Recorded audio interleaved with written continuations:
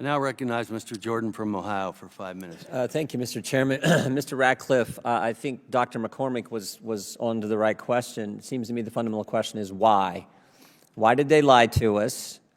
And why is it taking so long? You point this out in your testimony. Why is it taking so long for every government agency to admit what we all know?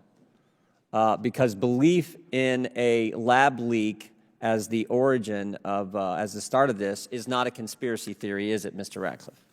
No. Why is it taking so long then? I mean, you knew that early on, right? If I look at you knew that you were confirmed, I think, in May of 2020, and you knew that within weeks that this thing came from a lab. In fact, you say that, I think, in your testimony. You say a lab leak is the only explanation, only credible explanation. If this were a trial, the preponderance of the evidence is all on the side of the lab leak. You knew that within weeks. So why did the government not tell us the truth? Well, I think, when you look at the intelligence community report that the Biden administration put out in October of 21, they acknowledge that China's refusal to cooperate, but the report in any way ignores what I think is the inescapable fact and reality that if the CCP had anything exculpatory, anything at all, anything that would be helpful to showing that no one was to blame for this, right, that this occurred naturally, that they would share that. And, why not share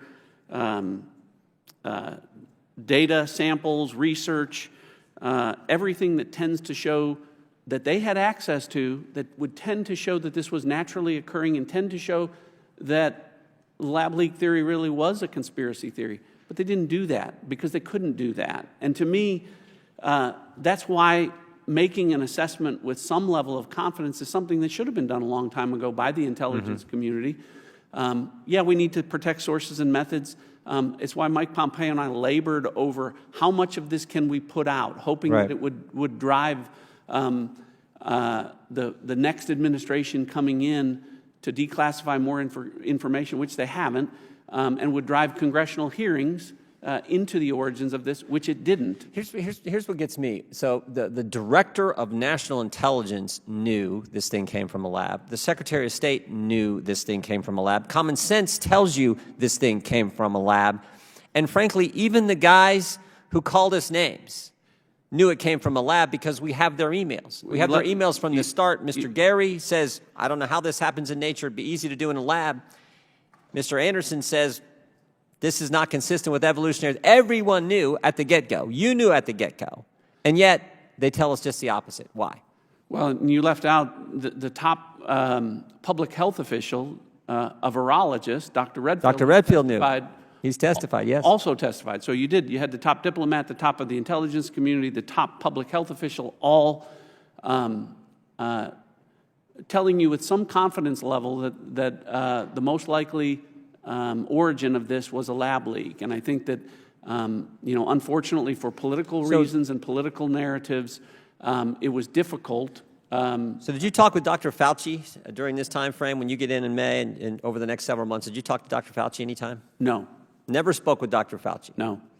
Do you find that strange when he's out saying something directly contrary to the Secretary of State, to the Director of National Intelligence, and to the top virologist, Dr. Redfield, that Dr. Fauci wouldn't talk with you? Yeah, to be clear, there were folks within the coronavirus task force that were communicating, medical and scientific information to the intelligence community, not me directly. But none of that information was, frankly, consistent with what we've talked about, what the intelligence showed. Again, some of those individuals, to include Dr. Fauci, were promoting the idea that this was natural origins, and notwithstanding, the language that was read, they were referring to it publicly as a conspiracy theory in certain conversations. Dr. Collins called us conspiracy theorists if you believed in the lab as the origin.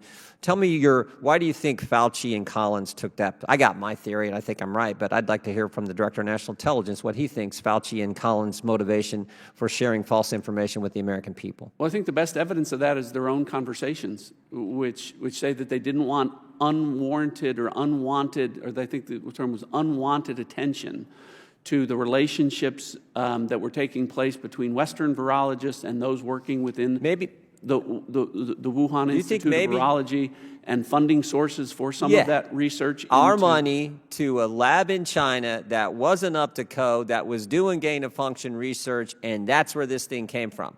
That's what they didn't want us to know. You agree with that, Mr. Ratcliffe? I do agree with that. That's important. Thank you. I yield back.